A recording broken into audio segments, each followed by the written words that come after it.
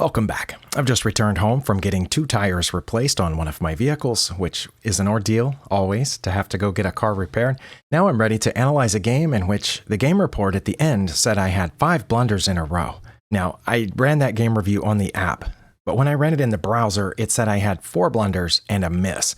But as we know on chess.com, a miss is just another form of blunder. Apparently, I played just fine for 14 moves and then had 5 blunders in a row. I did run the same analysis of the exact same game on Lichess with Stockfish 15, and it also said I ended the game with 5 blunders. So let's just go through this and see if I can figure out what I did wrong or what I should have done instead. Okay, I'm going to turn off those lines there before I forget. Let's just go through these first 14 moves. This was the Caro-Kann defense. That's the hillbilly attack on White's part when they bring the bishop out like that. And apparently, I had a little bit of an advantage here. Sorry, the one move before that, I had a little bit of an advantage, plus or minus 1, but that wasn't my best move, but it wasn't a mistake or a blunder. We kept playing. This all seems normal. As you can see, the eval bar is staying right there, close to the middle, very, very close, 0 point something one way or the other. I went after the bishop, castled, and this is move 11. Move 12. Okay, now my opponent has a +1 advantage, but still nothing has been counted as a mistake. Nothing has been counted as a blunder. We traded queens down here, and still the eval bar is at about plus 0.9 or 0.1. Okay, my opponent developed their last piece off the back rank that hasn't gotten into the game yet. Well, aside from their A-rook, but their A-rook basically was developed by them capturing back with this pawn. Their A-rook now has access to the board. Okay, my next move was b6. And the reason that I played b6, I'm pretty sure I remember that, is that this bishop has just moved here and it's now aiming at this pawn, which this rook is also aiming at this pawn. So I figured they were going after this pawn. Since the 2 rooks protect each other, I thought they would probably take the pawn with the bishop and then get the bishop out of there back to safety, and then I would be down a pawn. Right now we're even on material. So I played b6 to prevent the bishop from seeing my A pawn.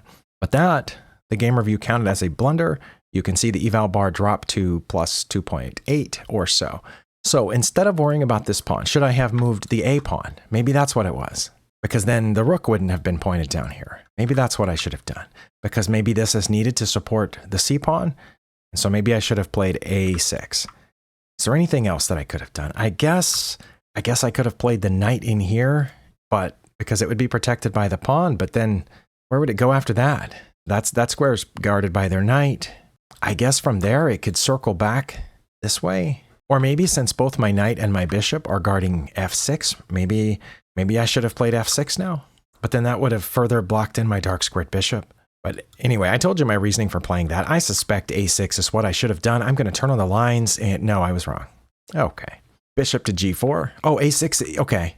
a6 is my second best move. So I wasn't far off. Or b5. But I don't know what b5 would have done. That still would have allowed them down here. But bishop to g4 was my top move. And it says if I played that, they would probably drop that knight back. I guess because, no, I don't know why that is. Why would I want to trade off my light squared bishop for this knight? It's not like it would move this pawn out from in front of their king, because their rook would be protecting that spot too. So I think if I did this, I don't think they would drop the knight back. I think they would push a pawn forward. I'm curious, if I did play that, what does it say that they would do? It says they would take. Look at that. See, the Stockfish line previously did not agree with the Stockfish line currently. It does say knight to d2 is a very, very close second. But I don't know, why wouldn't they just play here? I guess if they played h3, then I could put the knight in there, and that would be a powerful place for it. Let's see, what does it say? Oh no, here it says I should take the knight. Well, that's what I thought, and then they would take back with the rook. Oh, and then I would put this knight here. But then what would that knight be aiming at? From there, nothing. Couldn't they then just play the next pawn? Oh no, if they played the next pawn, I would get the h pawn. But yeah, it says it's good to trade off my light squared bishop here.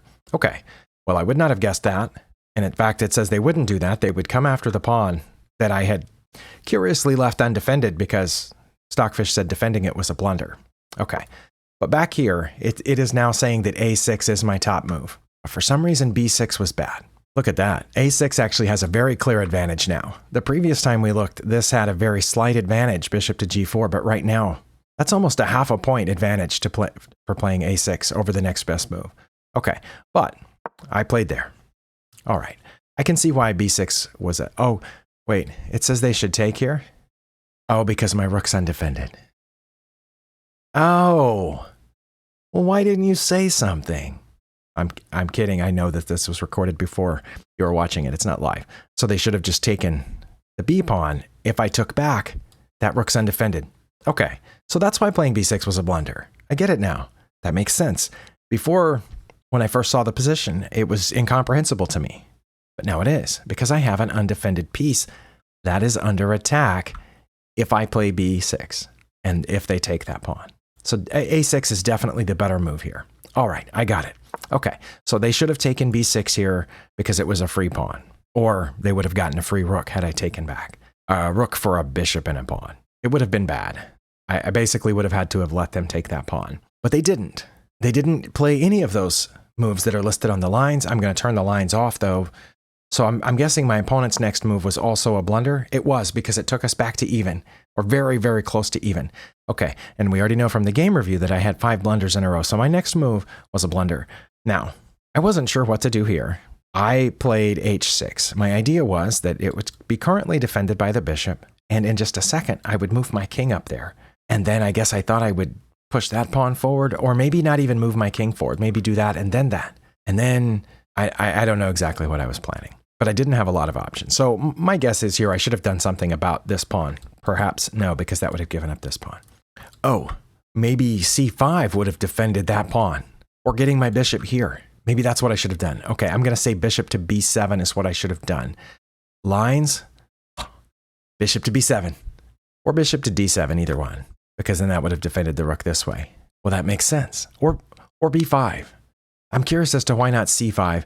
Oh, I think I know, though, because if I play c5, then I'm no longer defending those 2 squares where the knight wants to go. Their knight badly wants to go to those 2 squares, so I need this pawn here to guard those 2 squares. So yeah, that's why I should have played the bishop move to guard this rook one way or the other so that that pawn wouldn't be hanging anymore. I understand that. Okay, well, just a second. What should my opponent have done after I played h6? That gave them that 2+ advantage again. Okay, they should have taken this pawn. Okay, turn off the lines, but they didn't. They moved that knight back, which is what it had said they would do earlier if I played bishop to g4. But they moved it back anyway. Maybe heading this way? Maybe they thought they would put extra pressure on this pawn. I guess they still didn't see that my rook was hanging. Another way to say it is that the pawn is free. Okay, but they did that instead, which didn't quite bring us back to even, but very close, under +1. We know that my next move was a blunder. I'll just tell you what it is. It was this. Now that now that they moved that knight out of the way, I realized that these 2 pieces were forkable if I could get my knight back here to f6, and then I could put my knight there on g4, and I would be forking their bishop and their rook, which seemed okay to me. We were even on material. I thought exchanging a knight for a bishop wouldn't be bad. So that's what I played, but that was the blunder. What should I have played instead? Let me guess. It was bishop to b7 again. Yeah, okay. Well, I think I'm figuring out these blunders because it revolved around my b6 blunder earlier, and that pawn is still hanging or the rook is going. But I played knight to f6 instead, which gives my opponent again a +2 advantage, +2.5 or so. They should again take this pawn. I'm going to guess that they didn't, but I'm going to turn off the lines. They did not. That takes us back to almost even. Wait, was it bishop to b7 again? Was that the further blunder that I made here? Anything else? I don't see. Oh, see, they saw the fork too. That's why they played h3. They saw that the reason that I moved my knight back here to f4, or to f6, sorry, was to play g4 and fork those 2 pieces. That's the only explanation for them for playing h3, I think. So that makes sense. Now I can't put my bishop or my knight there. Yeah, I'm going to guess it was that again.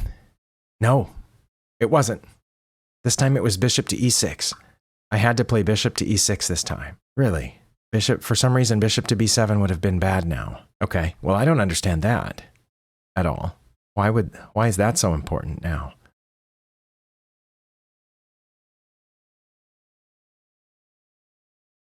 I don't know. Or is it maybe because they're planning on putting this knight here and then I could stop them? Maybe that's what it is. Maybe because the reason that they moved the knight back there is that they were trying to come around this way and bishop to e6 would stop that, and as well as defending the rooks. Okay, that's the best I can think of. But instead, I did the thing I was talking about earlier, bringing the king over here to defend this h-pawn, and that gives my opponent a +3 advantage. And again, they should take this pawn. Okay, I'm going to turn off the lines. They did not take that pawn. They did the thing that we were talking about, which is this is the reroute of their knight coming over here from f3 to d2 and now to c5. Sorry, c4. And again, I think that that's because they're aiming at this pawn, or now they could be aiming here. So I should have seen that why. I should have asked myself, why did they move that knight back there? And that would have been the only obvious answer, because it wasn't getting out of the way of the rook. Well, maybe now it could be. But earlier my king was here defending this pawn, but I just realized moving my king undefended my f7 pawn. So now my knight is kind of pinned to that pawn, isn't it? And that's another reason I should have played bishop to e6. Bishop to e6 would have defended this pawn as well as possibly prevented the knight from going to c4. Okay, I get that. Was that their best move? No, okay, it says that they should have taken this pawn. That wasn't their best move, but it didn't take us all the way back to even. And here I finally played bishop to b7. I don't think it's because I saw this.